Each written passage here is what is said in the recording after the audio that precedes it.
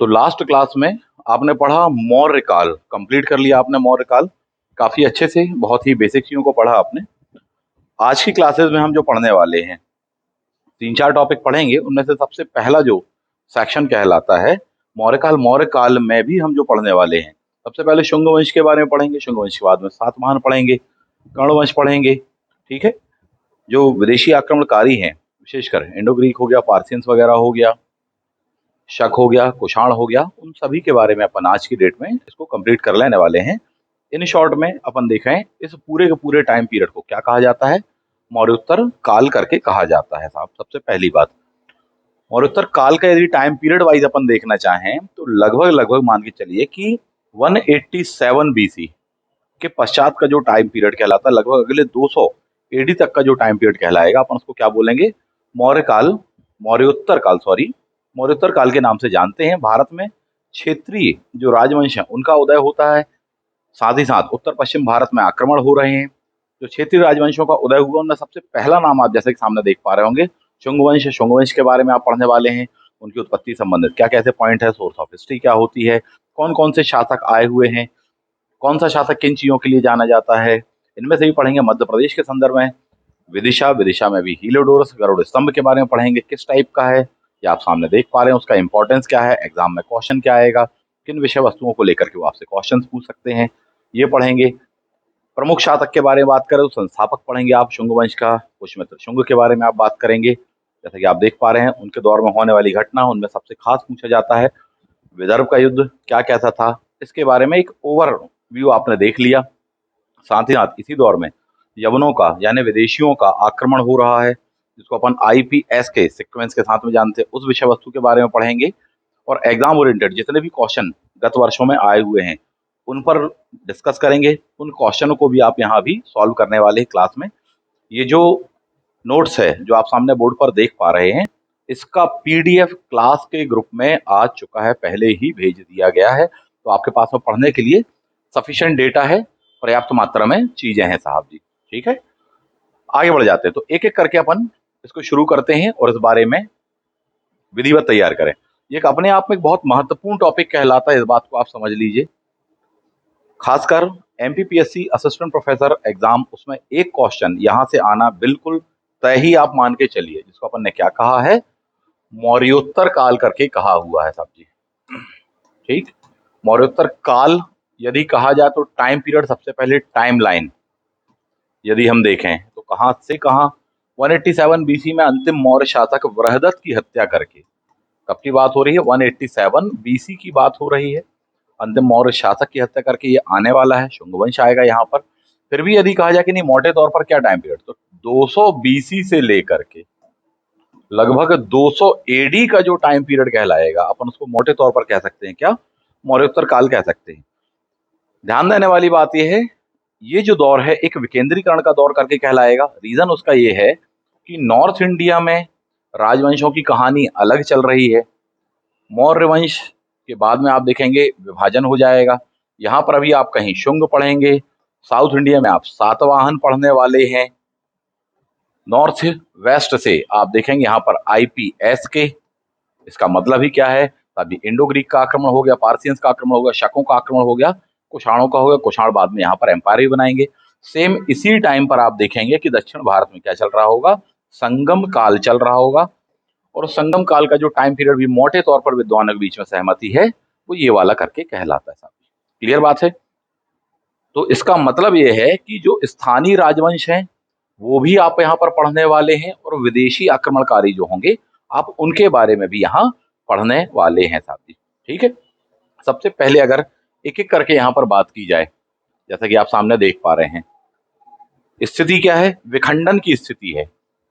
भारत में इस समय विखंडन की स्थिति है। एक जो बड़ा एम्पायर है आपका मौर्य एम्पायर, वो समाप्त तो हो गया है।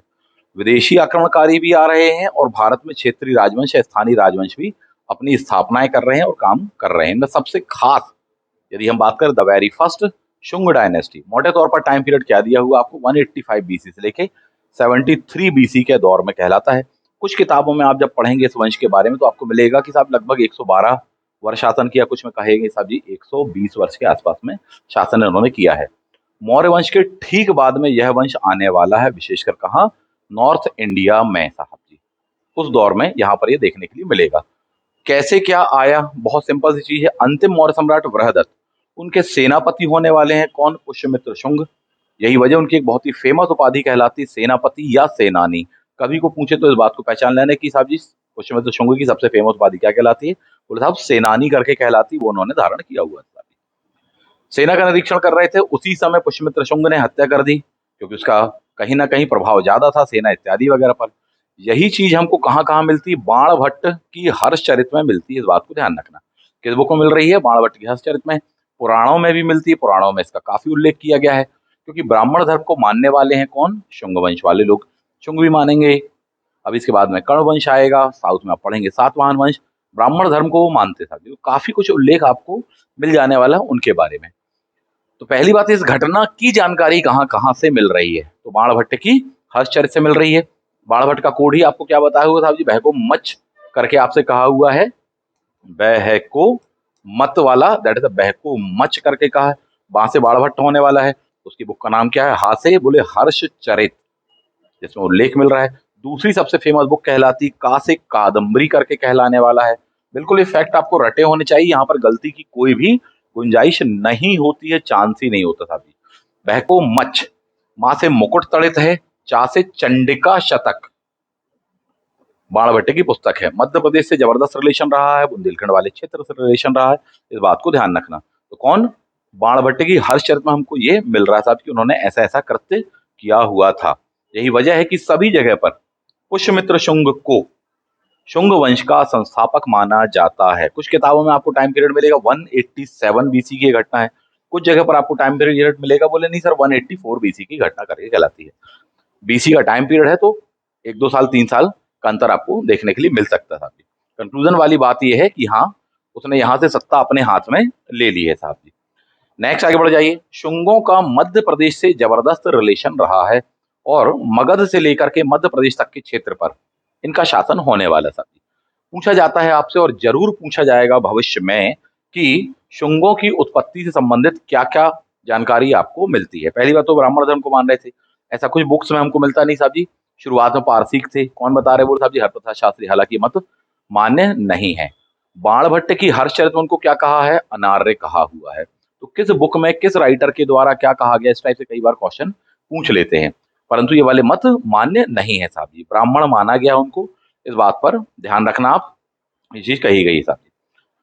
नेक्स्ट, पुराणों में हालांकि जो कि सबसे फेमस टेक्स्ट कहलाता उनके बारे में, पुष्यमित्र को शुंग करके कहा है साहब जी, इस बात को ध्यान रखना।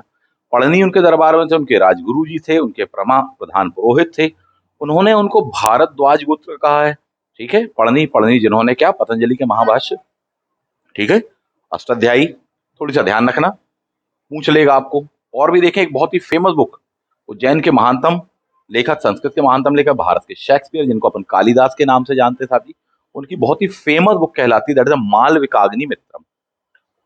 उन्होंने बताया कोई वैम्बिक कुल के हैं, और बताएंगे साहब जी अभी विदेशी आक्रमण भी हो रहा है, अच्छा कर रहे साहब जी। तारानाथ क्या बताते हैं, तारानाथ कहते हैं साहब जी वो ब्राह्मण थे, और यही मत मान्य है, इस बात को समझिए साहब जी। कौन से गोत्र के बताया जा रहा, हरिवंश में अपन देखेंगे साहब जी, काश्यप गोत्री करके उनको बताया जा रहा है। कंक्लूजन ये है, अभी जो मान्य है ब्राह्मण वर्ग के थे, सिंपल सी बात तो यह है साहब जी। किस विद्वान ने क्या मत दिया है, थोड़ी सा बस इस पॉइंट को देख लेना, क्योंकि हो सकता है कभी को सही जोड़ी बनाने के लिए बोल दे। तो पहली चीज की कहाँ से उत्पत्ति मानी जा रही है, किस समुदाय से उत्पत्ति, तो हरप्रसाद शास्त्री क्या बता रहे, बोले साहब जी ये चीज बता रहे हैं। बाणभट्ट क्या बता रहे साहब जी, अनार्य बता रहे हैं। ठीक है, पुराणों में क्या बताया हुआ है, जबकि तारानाथ ने साफ शब्दों में क्या कह दिया, बोले साहब जी ब्राह्मण है। कंक्लूजन ये है कि ब्राह्मण माने ही जाते हैं साहब जी, और उनको संस्थापक माना जाता है। शुंग वंश में कई शासक आएंगे, लगभग 10 शासकों के बारे में वर्तमान में हमको जानकारी प्राप्त होती है। कितने शासक, 10 शासकों के बारे में जानकारी प्राप्त होती है। सबसे पहला शासक अपन देखेंगे, पुष्यमित्र शुंग को माना जाता है। दूसरा अग्निमित्र, एक लाइन से असेंडिंग ऑर्डर में आप देख पा रहे हैं। ठीक, राजा की उपाधि के संदर्भ में वो जाने जाते हैं। इनकी उपाधि क्या थी, सेनापति सेनानी थी, कभी को पूछ ले आपसे। ठीक है, इस बात को ध्यान रखना। जबकि अग्निमित्र ने क्या, राजा की उपाधि धारण करी। कभी को इस टाइप से क्वेश्चन क्या होगा, पहला शासक जिसने राजा की उपाधि धारण करी, क्या बताओगे, अग्निमित्र। आप कालिदास जी की बुक पढ़ते हो, मालविका अग्नि मित्रम करके अपन देखेंगे, उल्लेख मिलने वाला साथी। तीसरा शासक ये थे, जाने दो। वसुमित्र करके दिया हुआ है साहब जी, काफी बड़ा एरिया, यवनों को पराजित करने वाले, तो साहब जी वसुमित्र का नाम मिलता है। 9वें नंबर के शासक पर आप सीधे सीधे आ जाइए साहब, इनका नाम भागभद्र मिलता, भागवत भी मिलता है। शुंग वंश के थे पहली बात। इनके टाइम पर इंडो ग्रीक या यवन नरेश एंटियल कीट्स का राजदूत आया था। शुंगों की दो राजधानियों के बारे में आप पढ़ेंगे, एक थी पाटलिपुत्र, जबकि दूसरी क्या कहलाती है, मध्य प्रदेश का विदिशा करके कहलाती है। तो दो राजधानियां हुआ करती थी, ये एक बहुत खास बात कहलाती है। उस समय ये यहाँ से शासन कर रहे थे, ये जानकारी हमको मिलती है। इसी समय एंटियल कीट्स अपने राजदूत को भेजते हैं, कहां पर, विदिशा भेजते साहब जी। उस राजदूत का नाम क्या है, उस बंदे का नाम है हीलियोडोरस। वो यहाँ पर आएगा, राजा जी से मिलेगा। शुंग लोग ब्राह्मण धर्म को मान रहे थे, भागभद्र जी को मान रहे हैं साहब जी, वैष्णव संप्रदाय को मान रहे हैं। वह भी इस चीज के प्रति आस्था व्यक्त करेगा, और ना केवल आस्था व्यक्त करेगा बल्कि विदिशा यानी कि बेस नगर में एक बहुत ही खास स्तंभ उस धर्म के सम्मान में स्थापित करवाएगा, अपनी आस्था व्यक्त करेगा। ये बहुत बड़ा एविडेंस कहलाता है, पुरातात्विक एविडेंस है, और ये दर्शाता है कि साहब विदेशी भारतीय धर्मों में पारंगत हो रहे थे, अपनी आस्था प्रकट कर रहे थे, सीधी सी बात है, धर्म अपना रहे थे साहब जी। ऐसा माना जाता है कि उनके द्वारा एक गरुड़ स्तंभ स्थापित किया गया था। हालांकि वर्तमान में आपको केवल इस प्रकार से स्तंभ मिलता है। इसको गरुड़ स्तंभ क्यों बोलते हैं, क्योंकि टॉप में यहाँ माना जाता है कि पहले गरुड़ चिन्ह स्थापित था, जो भगवान विष्णु जी का या ब्राह्मण धर्म में प्रमुख चिन्ह कहलाने वाला है साहब जी।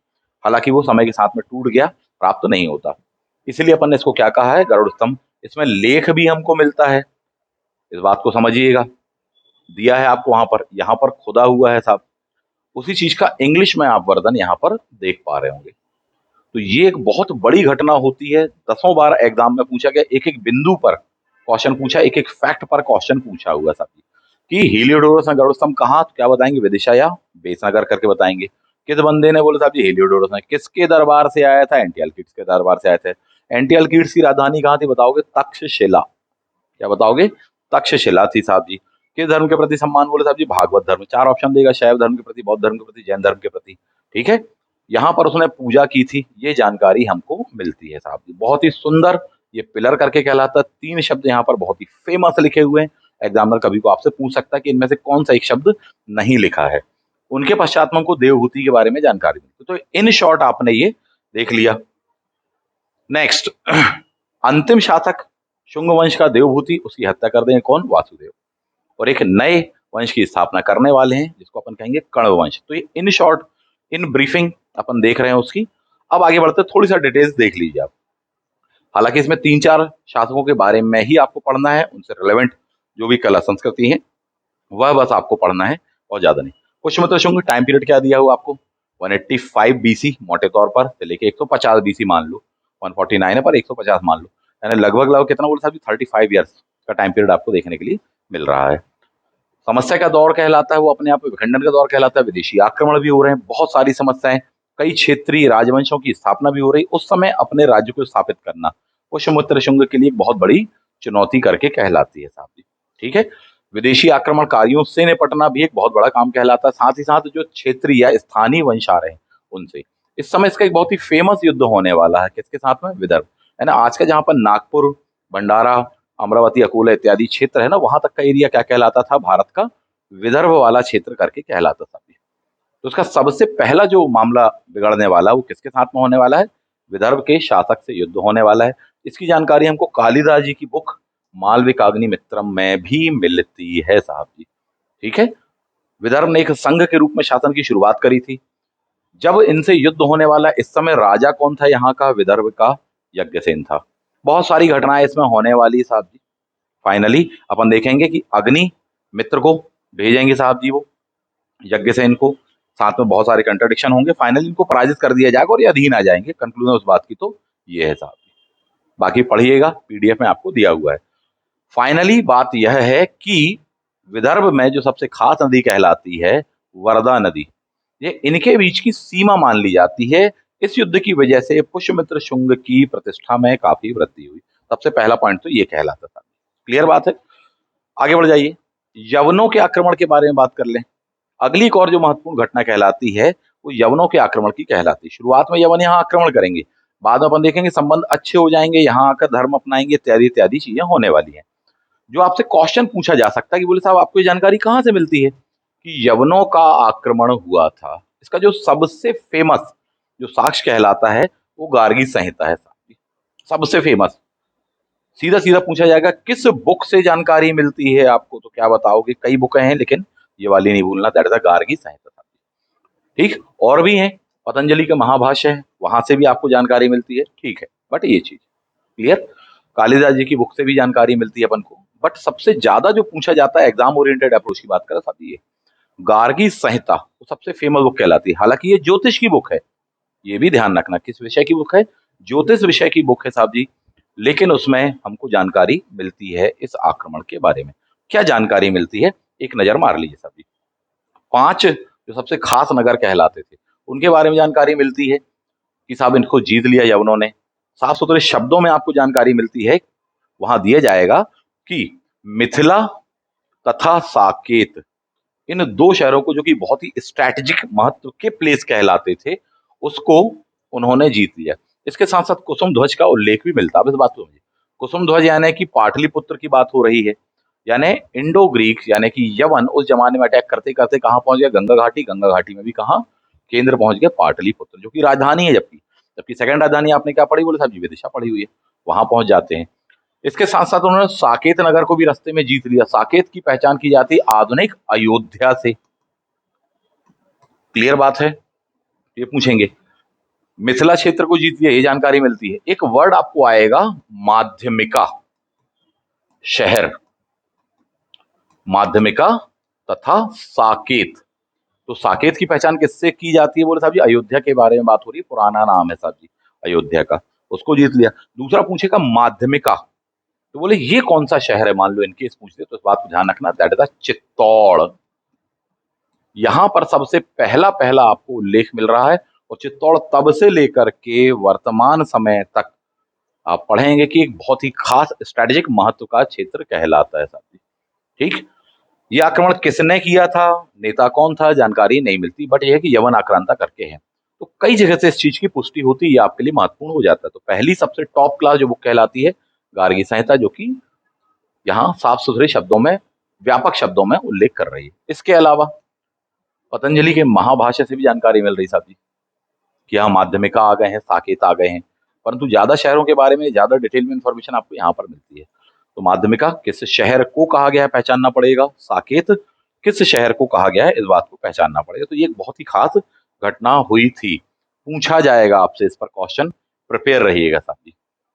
इसके अलावा कालिदास जी के मालविकाग्निमित्रम से भी जानकारी मिलती है कि हाँ हुआ था। बोले कब हुआ था, जब पुष्यमित्र शुंग वृद्ध हो गया था, तब किसने, बोले साहब जी वसुमित्र जो है नायकत्व करने में साहब जी सक्षम हो गया था। तो मालविका अग्निमित्रम वाली बुक में इस चीज का उल्लेख आया हुआ है साहब जी, बहुत लंबी कथा कहानी के रूप में अपन को मिलता है साहब जी। बोले फाइनली इनके बीच में युद्ध हुआ, कहां पर युद्ध हुआ, बोले साहब जी सिंधु नदी के दक्षिण में। ये सिंधु नदी कौन सी, नॉट कंफर्म। ठीक, फाइनल बात उसमें ये है कि शुंगों की विजय होगी, इंडो ग्रीक की पराजय होगी, और यही वजह संधि बंदी होकर के संबंध काफी ठीक ठाक हो जाने वाले साहब जी, क्लियर है। नाम नहीं मिलता यवन शासक कौन था, क्या कैसा था साहब जी, ठीक है। एक नाम आपको मिलेगा जो कि इतिहासकार मानते हैं, विशेषकर इतिहासकार टॉर्न, क्या नाम है, इतिहासकार टॉर्न। उसने पहचान की शायद ये इंडो ग्रीक कौन था, बोले साहब डेमेट्रियस था, डेमेट्रियस इसका भी वंश चलेगा साहब जी। उन्होंने अपने तर्क दिए हैं, परंतु विद्वानों में थोड़ी सा मतभेद देखने के लिए मिलता है साहब जी। ठीक, उनने तर्क क्या दिए हैं वो ये बताते हैं साहब जी कि एक तो सेम टाइम पीरियड का बंदा है ये, दूसरा इसी सेम टाइम पीरियड में अपन देखेंगे उड़ीसा में, जिसको अपन बोलते हैं कलिंग का चेदी वंश, उसका सबसे फेमस शासक खारवेल, उसमें भी इस घटना का उल्लेख मिलता है। कोई यवन राज दिमित, ये जो दिमित है इसको ही माना क्या गया है, डेमेट्रियस करके माना गया है साहब जी। कौन विद्वान, टार्न महोदय साहब जी, क्लियर है। नेक्स्ट पॉइंट, पुरातात्विक कोई साक्ष्य मिलता है, यस, बेस नगर में डर्मेटियस की एक मुद्रा मिली है, इस बात को ध्यान रखना साहब जी। तो ऐसा माना जा रहा है शायद उस समय ऐसी कोई चीज हुई हो साहब जी। बाद में एंटीओकस आएगा, तो ऐसा माना जाता है कि शायद यही वो सीक्वेंस रहा है, बट एग्जैक्टली इंफॉर्मेशन नहीं मिल रही है अपन को। तो डेमेट्रियस संभवतः क्वेश्चन भी जब पूछा जाएगा ना, तो उसमें ये पूछा है कि संभवतः कौन रहा या टार्न महोदय के अनुसार कौन बंदा रहा, इस टाइप से क्वेश्चन पूछा जाएगा, उसके लिए तैयार रहेगा। चलिए आगे बढ़ जाते हैं।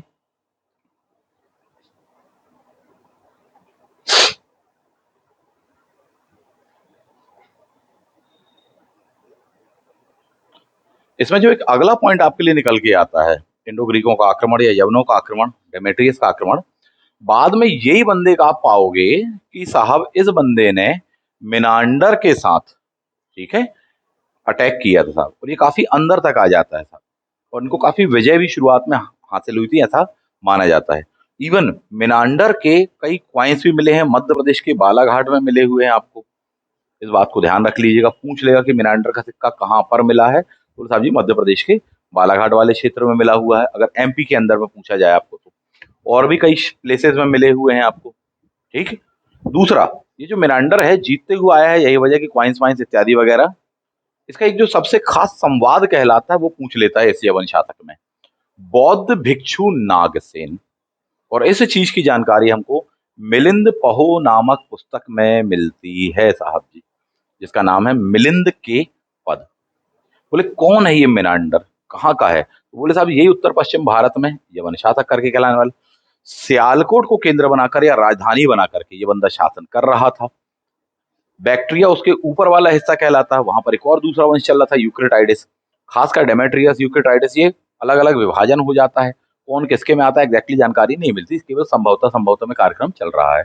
मुद्दे की बात है, मिनांडर की राजधानी क्या थी, बोले साहब जी शाकल थी, सियालकोट थी, वहां राजधानी बना करके केंद्र बना करके वो अटैक करने वाला है, कुछ क्षेत्रों को उसने यहाँ पर जीत लिया था, उसके क्वाइंस वगैरह हमको यहाँ पर मिल रहे हैं, जो कि दर्शा रहा है साहब जी कहीं ना कहीं ये बंदा आया था।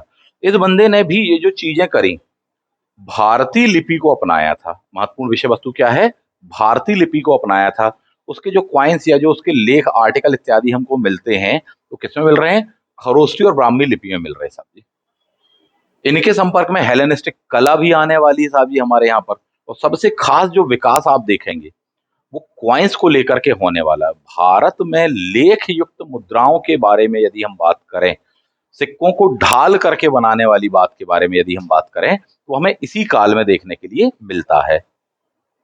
क्वाइंस में सबसे बड़ी उपलब्धि यहाँ पर ये कहलाती है, सबसे बड़ा जो योगदान है वो ये कहलाता है, वो यही चीज है कि साहब इसके पहले भारत में सिक्के कब से प्राप्त होते हैं, बोले साहब 6ठी शताब्दी ईसा पूर्व से प्राप्त हो जाते हैं आपको, लेकिन वो सिक्के पंच मार्क थे। पहली बार हम पाते हैं इस बात को इतिहास में कि हमें ढलवा सिक्के मिलने वाले हैं, तो साहब ये कहाँ से आई वो कला, ऐसा माना जाता है यवनों से हमारे यहाँ पर आई थी वो कला, ये बहुत बड़ी चीज थी। लेख युक्त सिक्के हमको मिलने लग जाएंगे, सिक्कों पर राजा की आकृति मिलने लग जाएगी, एक बहुत बड़ा चेंज आता है, किसके संपर्क से आता है, तो इनके संपर्क से आता है, इस बात को बिल्कुल भी नहीं भूलना है, ठीक है। कला वाला का नाम आपसे पूछ लेंगे, हेलेनिस्टिक कला। दूसरा पॉइंट आपसे मैंने क्या कहा, मिलिंद पहो, मिलिंद के पद, बौद्ध भिक्षु नागसेन के साथ में इसका तर्क वितर्क होता है और बाद में फिर ये बौद्ध धर्म को ग्रहण कर लेता है, ये हमको जानकारी मिलती है सब। क्लियर बात है, तो ये घटनाएं समानांतर चल रही हैं, सच बात तो ये पढ़ रहे हो शुंग, लेकिन ये घटनाएं समानांतर चल रही हैं। फिर भी कंक्लूडिंग वे में ये माना जाता है कि पुष्यमित्र शुंग ने लंबे समय तक शासन किया, एक मजबूत शासक के रूप में शासन किया उसने, जो उसने विजय करी उसकी पुष्टि के लिए उसने यज्ञों का आयोजन किया, उसके द्वारा किए जाने वाले 2 अश्वमेध यज्ञ बहुत ही फेमस कहलाते, इस बात को ध्यान रखना, आपको गलती नहीं करना। अयोध्या में इसका जो ऑफिसर था धनदेह, उसके अभिलेख से, कौन से वाले, अयोध्या के अभिलेख, जो कि वहां पर ऑफिसर कौन है, धनदेह के अभिलेख से यह इंफॉर्मेशन मिलती है पुष्यमित्र शुंग ने क्या किया था, अश्वमेध यज्ञ किया था। साथ ही साथ वो अभिलेख ही साक्ष्य है, साथ ही साथ पतंजलि के महाभाष्य में भी इस बात का उल्लेख है, क्योंकि आप तो राजपुरोहित से साथ कि उसने यज्ञ अश्वमेध यज्ञ किया था। ध्यान देने वाली बात है, ये जो वैदिक कालीन परंपरा थी उसको पुनर्जीवित किया किसने, पुष्यमित्र शुंग ने। अब इसके बाद में जो शासकों के बारे में पढ़ोगे ना, तो सब लोग क्या है, बार बार अश्वमेध यज्ञ इत्यादि वगैरह के माध्यम से अपनी उस चीज की पुष्टि करेंगे, तो ये हमको जानकारी मिलती है। अश्वमेध यज्ञ किस बंदे के द्वारा, पुष्यमित्र शुंग के द्वारा। सोर्स ऑफ इंफॉर्मेशन क्या है साहब जी, अभिलेखी के बारे में बात करते तो अयोध्या का उसके ऑफिसर धनदेह का अभिलेख करके कहलाता है, बिल्कुल चांस ही नहीं कि आप इस पॉइंट को, इस फैक्ट को भूल जाए, ध्यान रखना पड़ेगा साहब जी, ठीक है। ऐसी इंफॉर्मेशन मिलती है कि कितने अश्वमेध यज्ञ, बोले साहब जी 2 अश्वमेध यज्ञ उसके द्वारा किए गए थे साहब जी, ठीक है। एक और इतिहासकार है विंसेंट स्मिथ, वो कहते साहब जी पुनरुत्थान की ओर संकेत करता है, जो बाद में कैरी फॉरवर्ड होगा, गुप्त शासकों तक जाएगा। ये पॉइंट ध्यान रखना। आगे बढ़ जाएंगे। पुष्यमित्र और बौद्ध धर्म, कई बुकों में, खासकर बौद्ध ग्रंथों में इस बारे में हमको जानकारी मिलती है कि पुष्यमित्र का बिहेवियर अच्छा नहीं था बौद्ध धर्म के लोगों के प्रति। खासकर उसकी एक शालकोट की घोषणा कहलाती है, जिसमें वो कहता है तुम एक बौद्ध का सिर ला कर दो, मैं तुम्हें 100 मुद्राएं दूंगा। तो कई लोग कहते हैं साहब शायद विरोधी रहा होगा, लेकिन उसके बारे में कंक्लूजन आज ये है कि बोले नहीं साहब विरोधी नहीं था, केवल एक घोषणा मात्र है, या उसका जो भी सोर्स है थोड़ी सा संदिग्ध है। कंक्लूजन उसका ये है कि इसने सभी धर्मों के प्रति सहिष्णुता बरती। कंक्लूजन ये माना जाता, वर्तमान मान्य है। बातें नहीं तो उसमें 100 प्रकार की जा सकती, तर्क वितर्क किया जा सकता है। अभी आप उसमें ना पढ़े, वो ज्यादा बेहतर है आपके लिए। कंक्लूजन ये माना जाता है कि बौद्ध धर्म हो, चाहे जैन धर्म हो, चाहे ब्राह्मण धर्म, सबके विकास के लिए उस बंदे ने काम किया था साहब जी। कई लोग कहते हैं कि नहीं साहब शायद कंक्लूजन उसका ये रहा होगा, प्रारंभ में शायद बौद्ध विरोधी रहा होगा, बाद में सहिष्णु हो गया होगा। ये जैसे जैसे बढ़ी, जैसे जैसे चीजें आगे कैरी फॉरवर्ड हुई, तो ऐसा माना गया साहब जी। ठीक है। कई बौद्ध भिक्षुओं की हत्या वत्या कराने वाली बात, और ये सियालकोट की घोषणा करके कहलाती। किसकी है ये? पुष्यमित्र शुंग की। कहाँ की घोषणा कहलाती? सियालकोट की। ठीक है। तो ऐसा बताया है कई बौद्ध विद्वान, लेकिन अन्य सोर्सेज जो कहते हैं वो ये कहते साहब जी कि नहीं, इसने सहिष्णुता परक तरीके से काम किया। और उसके सबसे बड़े जो एविडेंस कहलाते हैं साहब, वो ये कहलाते हैं कि साहब उसके टाइम पर ही सांची का स्तूप हो, मध्य प्रदेश सांची का, चाहे भरहुत का स्तूप हो, चाहे अन्य स्तूप हो, जब वो नष्ट हुए उसका मेंटेनेंस करवाया गया। खासकर बाउंड्री वॉल उसके टाइम पर ही बनी थी साहब जी। कई ऑफिसर उसके बौद्ध थे, इस बात की हमको जानकारी मिलती। कई मंत्री बौद्ध थे, साफ साफ दिया होगा। ठीक, तो उसको हटाने की कोशिश भी उसने नहीं करी, यानी कि वो सभी का सम्मान कर रहा था। कंक्लूजन की बात तो ये है साहब जी। ठीक है। तो हो सकता है बिगिनिंग में थोड़ी बहुत चीजें कुछ ऐसी हुई हों, परंतु एक घटना के आधार पर आप उसका कंक्लूजन नहीं निकाल सकते साहब। कंक्लूजन उसका यही है कि काफी मजबूती का उसका काल था, सहिष्णुता परक उसका काल कहलाता पुष्यमित्र शुंग का। बढ़िया उसने शासन किया साहब। उसके अभिलेखों से यह भी जानकारी मिल रही है, अन्य घटनाओं से, कि साहब जी उसने भारत की रक्षा की, खासकर विदेशी आक्रमणों से रक्षा की। उसने वैदिक परंपराओं को पुनर्जीवित किया। इन विषयों को लेकर के क्वेश्चन आपसे पूछ सकता है। और धार्मिक रीति की बात रही, यदि एक दो बौद्ध राइटरों के अलावा और किसी ने उसकी ऐसी आलोचना नहीं करी है साहब जी। वो सहिष्णु था, और सबसे खास उसका एविडेंस कहलाता उसके द्वारा करवाए गए निर्माण। खासकर दो ध्यान रखने चाहिए, भरहुत का स्तूप और सांची का स्तूप। इन दोनों स्तूपों की जो रेलिंग है वो किसने बनवाई थी? पुष्यमित्र शुंग के काल की। जबकि ये दोनों स्तूप किसके काल में बने हैं? तो बंदे का नाम है अशोक मौर्य साहब जी। क्लियर है? चलिए आगे बढ़ जाते हैं। तो एक अच्छा शासक था। कला के नमूने हमें देखने के लिए मिलते हैं। मौर्यकालीन जो कला थी वो मौर्योत्तर काल में भी कैरी फॉरवर्ड होती है, हालांकि उसमें थोड़ी बहुत चेंजेस हमको देखने के लिए मिलते हैं साहब जी। इनके दौर के पतंजलि विद्वान, उनकी जानकारी थोड़ी सी रखना, उनके फैक्ट को लेकर के आपसे क्वेश्चन पूछ सकते हैं। पुष्यमित्र शुंग के पश्चात में कौन बंदा शासक के रूप में आएगा? ऐसी जानकारी मिलती है साहब जी, अग्निमित्र करके अपन देखेंगे साहब, वो आते हैं। क्या क्या घटना हुई, बहुत ज्यादा इंफॉर्मेशन नहीं मिलती है। सीधे आप 9वें नंबर के शासक पर आ जाइए। क्या नाम उसका? भागभद्र, जिसके बारे में मैंने आपको बताया, हीलियोडोरस। इन शॉर्ट, हीलियोडोरस का गरुड़ स्तंभ कहां पर? तो साहब जी बेसनगर, विदिशा, वहां पर। इसमें पॉइंट बहुत पूछते हैं। पहली बात, एक एक पॉइंट को आप थोड़ी सा नजर मार लीजिए, उसमें कंफ्यूज नहीं हुआ। देखिए, शुंग वंश का कौन से नंबर का शासक यदि कहा जाए तो 9th नंबर का शासक। ठीक, क्या नाम है? भागभद्र। उस 9th नंबर के शासक के शासन काल में बंदा आया कौन? हीलियोडोरस। पूछा जाएगा जब उसका राज्यारोहण हुआ था भागभद्र का, उसके कौन सेवे वर्ष में आया? तो ध्यान रखना 14वें वर्ष में आता है, राज्यारोहण के 14वें वर्ष में। यानी शासक नंबर 9 है। 9th शासक का जब राज्यारोहण हो गया, शुरुआत हो चुकी है, कितने वर्ष बीत गए हैं? बोले साहब जी 14 वर्ष लगभग बीतने वाले हैं, खत्म होने वाले। 14वें वर्ष में आता है कौन? आता है हीलियोडोरस। आता है कहां से? आता है तक्षशिला से आता है। कौन भेज रहा है? एंटिअल्कियडस पर। ये क्या है? ग्रीक, इंडो ग्रीक शासक करके कहला रहा है। यहाँ आके क्या कर रहे हैं साहब जी? बोले आस्था व्यक्त कर रहे हैं। किस चीज के प्रति? बोले साहब जी भागवत धर्म के प्रति। क्या आपका उसके लिए साक्ष्य है? तो बोले साहब जी वासुदेव के सम्मान में गरुड़ ध्वज उस बंदे ने स्थापित करवाया था। क्लियर बात है? जब उसने इसको स्थापित करवाया था, आस्था व्यक्त की थी, पूजा पाठ इत्यादि किया था, तो ये हमको सबसे बड़ा एविडेंस मिलता है। साथ ही साथ वहां पर 3 खास वर्ड मिलते हैं। कौन से 3 वर्ड आज भी लिखे हुए हैं? आत्मनिग्रह यानी दंभ से बचो भैया, त्याग करिए, अप्रमाद। ये 3 शब्द आपको मिलते हैं, वहां पर अंकित हैं, उसका अभिलेख आपको मिलता है। मध्य प्रदेश के विदिशा में है, पूछे जाने लायक क्वेश्चन बनता है। इसमें से 10 बार आ चुका है, भविष्य में भी आएगा, तैयार रहिएगा। क्लियर है? और कोई खास जानकारी फिर इसके बाद में आपको नहीं मिलती। अंतिम शासक आ जाएगा इस वंश का। इस वंश का अंतिम शासक क्या बता रहे हैं आपको? बोले साहब जी देवहूति। इनके जो मंत्री थे, सबसे बड़ा मंत्री था, ऑफिसर था, अमात्य जिसको वर्ड यूज किया है, नाम क्या है? बोले साहब जी वासुदेव। बोले साहब 75 बीसी में वासुदेव ने इनकी हत्या कर दी और वासुदेव ने अपना नया वंश लेकर आया, जिसको क्या बोलते हैं? कण्व वंश भी बोलते हैं। टिकेट्स करके भी वर्ड यूज किया जाता है, ये नाम भी आपको मिलते हैं साथी, इस बात को ध्यान रखना। और इस प्रकार से मगध की गद्दी से अब कौन सा वंश हट गया? शुंग वंश हट गया। नया वंश कौन सा आ गया साहब जी? कण्व वंश, जिसके बारे में अपन पढ़ेंगे।